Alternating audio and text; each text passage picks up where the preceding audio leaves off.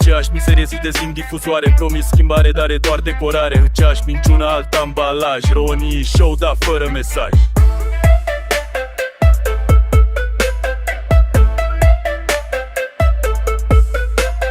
M-am trezit iar cu vești de rahat, știri de senzație, dar totul e plat. Milioane furate, dosare uitate și noi muncim, dar tot prost plătiți, frate, popor cu răbdare, dar gata să sară. Ne zic stați cu minți, noi vrem o schimbare. Primar cu palate, dar grot prin asfalt, băgăm votul în urne, dar primim doar un șal.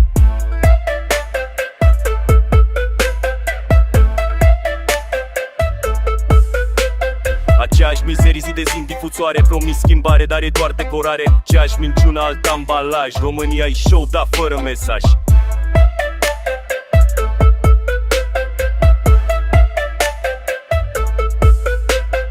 Blocuri gri, vise închise în betoane, copii visează să fugă prin avioane. Școli cu igrasia, fonduri pe hârtie, un sistem defect, dar plin de prostie. Se dă cu parfum, dar tot putea hoție. Ne vor glumi, stăcuți fără mândrie, și în timp ce ne trag cu zâmbetul pe față, îi pupă în fund și-și fac vile la cash, frate.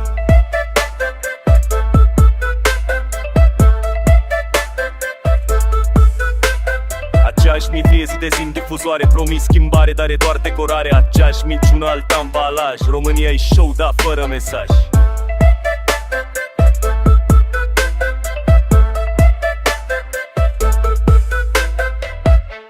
Poate nu schimbăm lumea cu rime, dar măcar nu o lăsăm să adoarmă cu minciuni în bec. Noi ăștia de jos toți strigăm. Poate într-o zi se aude ceva.